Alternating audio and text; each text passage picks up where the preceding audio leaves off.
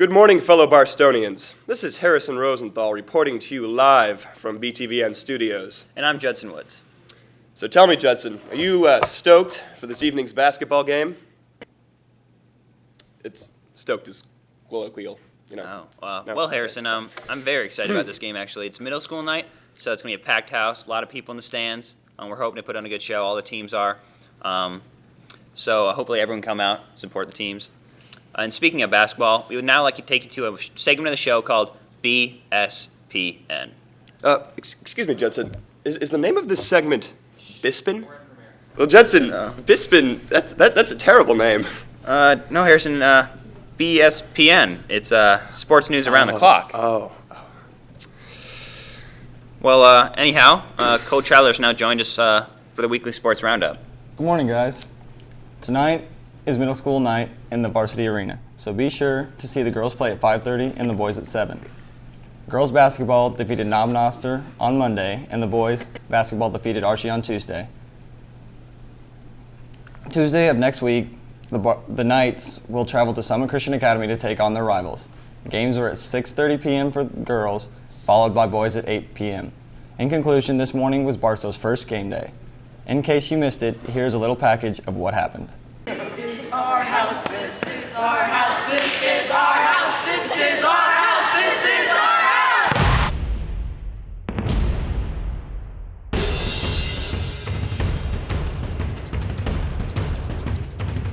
4 for 3. Childers with another shot out of his mind. Great pass from Gillen to Wood! Off to Lloyd. Lloyd looking nice drive through traffic. Back to dry with the jumper. To his end, there we go. That's what we gotta do.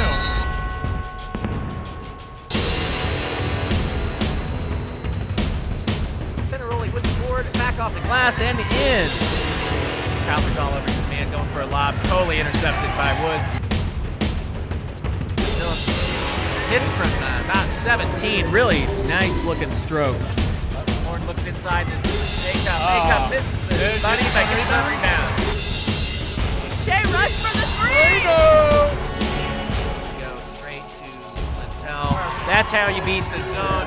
Up for some last second glory. To Walsworth. And it's good! It is good for Chip Walsworth!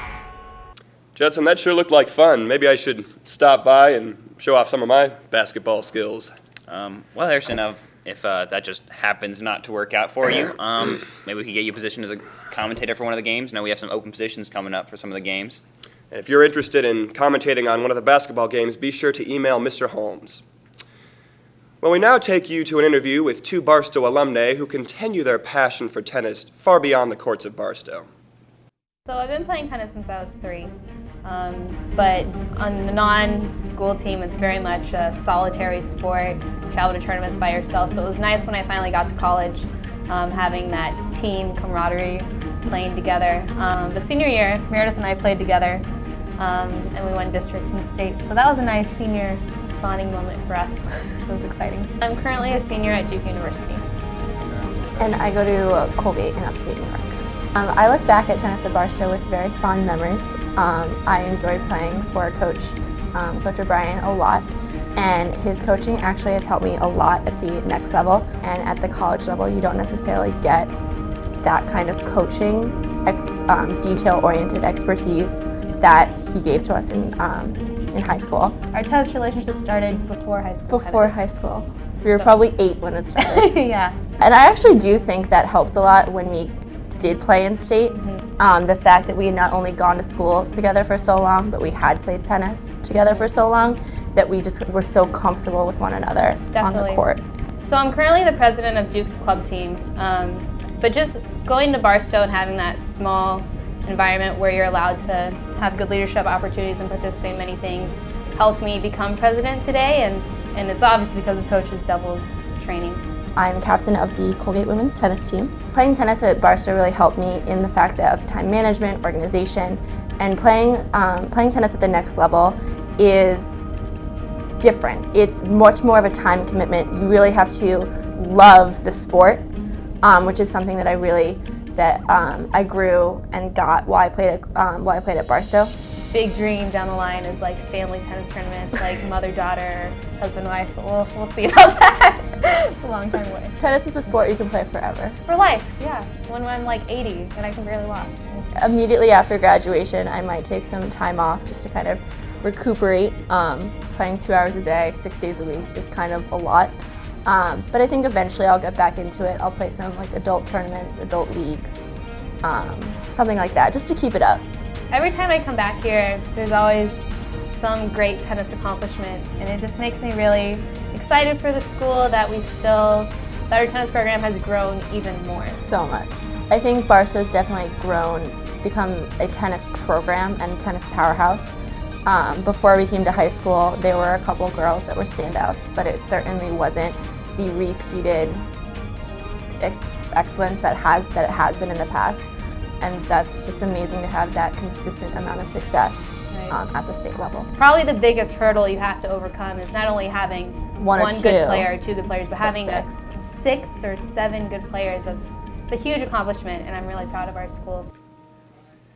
Judson, it's wonderful how they attribute so much of their success to what they learned here at Barstow. Yeah, that is really nice to hear. And thank you for joining us on BSPN. That's never going to work. Just saying.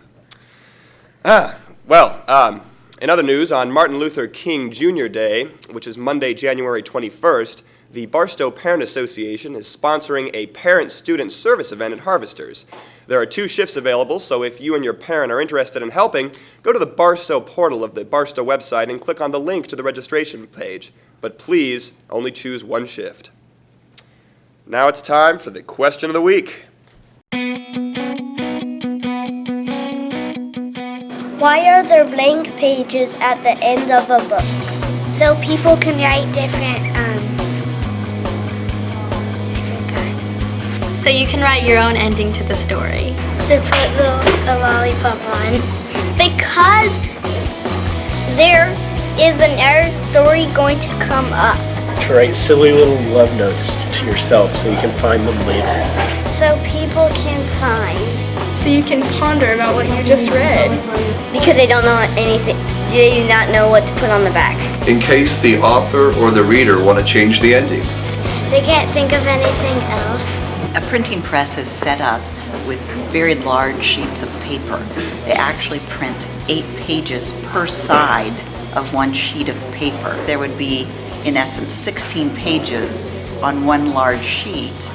If it doesn't meet exactly, if the page numbers in the book aren't divisible by 16, you're going to have some blank pages.